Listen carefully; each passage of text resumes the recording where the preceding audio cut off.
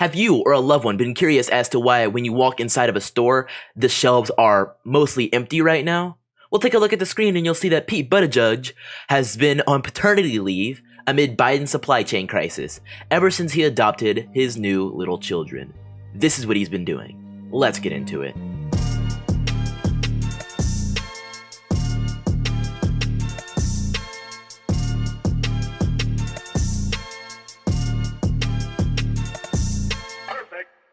Hey freethinkers, Chandler here, and man, things really just are unbelievable right now, aren't they? Our very own Secretary of Transportation, Pete Buttigieg, is currently on paternity leave after he adopted a new child. Him and his husband, I forget the husband's name, it's not important, but two newborn babies, as you can see. This is interesting. And it comes in the midst of a massive supply chain crisis. And of course, all these articles are going to say, oh, well, it's a global thing, but how come we aren't seeing a similar empty shelves phenomenon in other nations? I don't know. Let's just read the articles and figure out what's going on here. The Department of Transportation revealed late Thursday that Secretary Pete Buttigieg has been on paternity leave since mid-August amid the massive ongoing supply chain crisis that is threatening the timely delivery of everyday consumer goods and holiday gifts. Besides several recent television hits, Buttigieg has been lying low, Politico reported, citing his office. Buttigieg's team told the outlet that the secretary has been on paternity leave for nearly 2 months to spend time with his husband and two newborn babies and plans to continue to give them support in the coming weeks. The office had not previously announced his time off. We didn't even know he was out of the job yet. The report comes as dozens of large ships remain stuck in a traffic jam near the Los Angeles coast for more than a month, waiting to dock and unload goods, including toasters, sneakers, bicycles, and cars. Cars. A shortage of truckers has also prevented companies from distributing supplies across the country. As the holidays approach, experts warn that the cost of children's toys is up as much as 10%, noting many in-demand gifts will likely be out of stock soon. So good luck trying to get your kids some Christmas gifts, huh? For the first 4 weeks, he was mostly offline except for major agency decisions and matters that could not be delegated. He has been ramping up activities since then. At the same time, the secretary will continue to take some time over the coming weeks to support his husband and take care of his new children. On August 17th, Buttigieg and his husband, Chasten, that's the name, revealed the two had become dads, but said the process wasn't done yet. For some time, Chasten and I have wanted to grow our family. We are overjoyed to share that we've become parents, the former South Bend, Indiana mayor tweeted.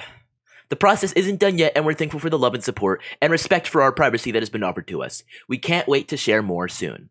Just over 2 weeks later, on September 4th, the couple introduced their infant twins with a black and white photo shared on Twitter. And here it is. Very cool stuff, I guess. But what about your kids? What about your newborns that you want to get little dresses and little toys and little cars for, or whatever it is you want to get something for your newborn? Unfortunately, Pete Buttigieg isn't up to the task of taking care of that. And this is how bad it is. I mean, we even have apparently the Assistant Speaker of the House, Miss Catherine Clark, from Massachusetts. I guess that makes sense. Pronouns in her bio. Defender of women. Okay. She tweeted, going on paternity leave isn't being missing in action. It's called being a parent. And Secretary Pete is a new parent, no different than the millions of other Americans who also deserve the right to care for their loved ones during birth, sickness, and old age. I think we all have something very simple to say to him, though. We respect his right to be a new parent and do that part of his job, but he still has hundreds of millions of Americans relying on him that also have family members in birth, sickness, and old age that I'm sure would love to be able to get commodities for their people. And I want to show you guys some more images of these empty shelves soon, but first things first, I want to jump into this article that sort of gives us a wider spectacle into what's happening here, because this has been going on for a little while now, and I haven't touched much on it yet. I spoke about it on our last video, but this is more insane.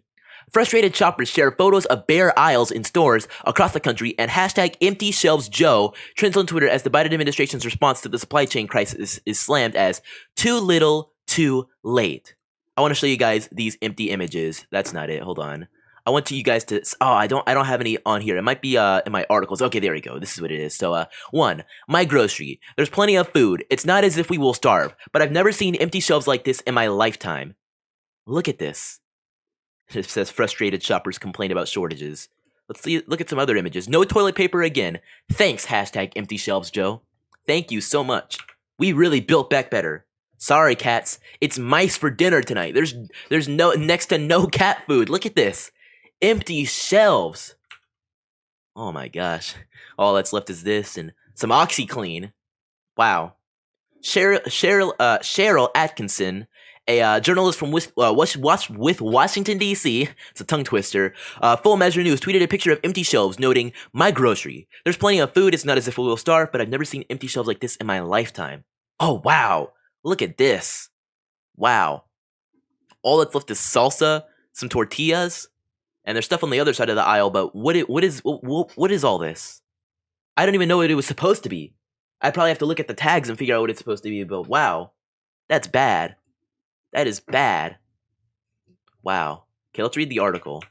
So, says, frustrated shoppers complain. We've already read that. Dozens of cargo ships carrying hundreds of thousands of container goods from China and Asia are waiting to dock in California as concern grows about likely Christmas shortages. Some retailers, such as Costco and Walmart, are limiting sales of toilet paper in some areas, and toy company CEOs are telling parents to buy their kids Christmas gifts now to avoid disappointment. Now that the adults are in charge with great installed President Joe Biden, apparently your kids are going to have to get their Christmas gifts now to avoid disappointment. Wow. There are similar problems with homegrown goods that can't be transported quickly enough by truckers or on freight trains. The problems, which have tormented business owners around the world for months, are being laid bare by American shoppers who, when confronted with poorly stocked stores and rising prices, very important, rising prices on the items that they can find, are sharing photos on social media. Another thing that is happening is that you will be paying the exact same amount that you did before for less product to avoid shortages and still be able to make a dime off your people, because supply is down, but demand is still where it is, or in most cases is higher. So of course people are going to pay the same exact amount they paid for previous supply for even less supply, because you still got to get what you need, right? Consumers are also complaining that they have to go to the grocery store every day to find basic items that they previously could have purchased in one stop. Biden on Wednesday acknowledged the concerns and intervened by announcing that the Port of Los Angeles, North America's busiest container terminal for now, would start 24-hour operations to help ease bottlenecks that are choking commerce and pushing up prices. Those round-the-clock operations began on Thursday, which I believe is today. Or no, that was actually yesterday, but still. The move was too late for Republicans who accused the government of waiting months to try to fix the problem. On Thursday, it was revealed by Politico that, as we just read, Pete Buttigieg went on paternity leave in August and September. He went on, sorry, I almost said maternity leave because that's just what I expect, but still. In August, and the entire month of September, 30 days in September, gone, just like that. No action from Pete Buttigieg aside from major agency decisions, and who knows what that even means, but still.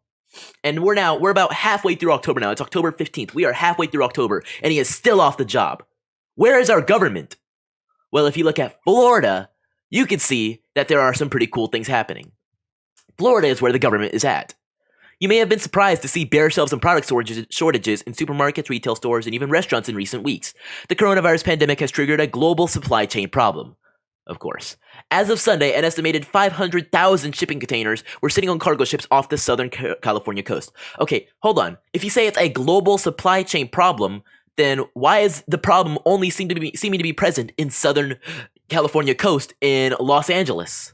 I mean, if we look at Florida, they've got plenty of ports over there, and they're saying their ports are open. If it's a global problem, and I'm not saying it isn't a global problem, but if we're looking at America, it seems to be a very local problem that is affecting us. We're sitting on cargo ships off the Southern California coast. For the number of cargo ships waiting to dock, they recently broke the records. Those ships are carrying a variety of products for the American market, everything from sneakers to toys to toilet paper. So Florida is putting out the word to shipping companies that ports in the Sunshine State are open and ready for business. Florida is where your success comes in, and our seaports are the solution to ensure cargo shipping logjam doesn't become the Grinch that stole Christmas, said Michael Rubin, president of the Florida Ports Council. Florida leaders say California is no longer the most efficient way to move goods from the East Coast or even the Midwest. They say Florida is the answer. Why pay to moor off the coast of Florida when off the coast of California, when Florida's shipping lanes are open and serving as the gateway for getting goods to America's market? Rubin says Florida has invested in infrastructure to increase port capacity. Earlier this year, Ron DeSantis directed $250 million of stimulus money to Florida's 15 seaports to help offset pandemic impacts. It's like he knew this was going to happen. It's like Florida knows how to govern. It really is. So now we have to shift over and look at the culture. We've looked at 4 news stories, but I have to show you guys some hilarious things that are happening. You guys are gonna have to hear this. Well, here we are in the supermarket. We're standing here with the bare shelves. Look at it. There's absolutely nothing here. The shelves are bare. It's empty. It's empty like Sleepy Joe's brain when you think about it. There's absolutely nothing on the shelf. Look at it. Bare shelves all over the place. They say we're building back better, and yet we have nothing in the supermarkets. We're standing with the bare shelves. Bare shelves, Biden, okay? Empty shelves, Joe. What a wonderful impression. It's a disgrace, believe me. And then this one was really funny. This one's from Bricksuit. He always does these. This is hilarious. You guys are gonna have to see this. Airport is paging empty shelves, Joe. Please meet your party at oversized baggage behind carousel 6. Carousel 6, passenger, empty shelves, Joe. Please meet your party behind carousel 6. Wide go. This is the type of stuff that you just love to see. The culture is fighting back. And then the very last thing I want to show you is this. A beautiful meme from our friend Donaldo Trumpo. Biden walking through the supermarket. Let's go, Brandon. Empty shelves. This is how you do it, ladies and gentlemen. This is how you do it. This is how you take the culture back. And another amazing way to take the culture back is with music. I want to show you guys the brand new Let's Go, Brandon song. Let's hear it.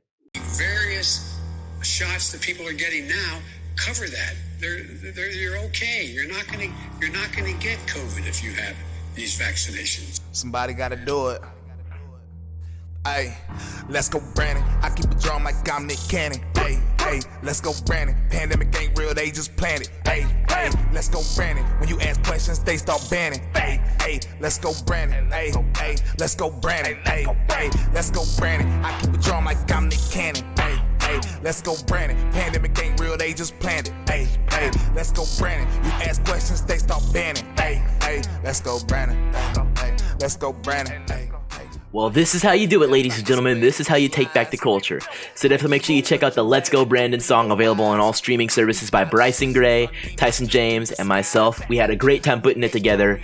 And I have a feeling with the empty shelves and everything that is happening in America right now, this song is going to be even more applicable. So definitely make sure you check it out. And aside from all that, I'll catch you next time, free thinkers. Don't forget to spread the virus of intelligence.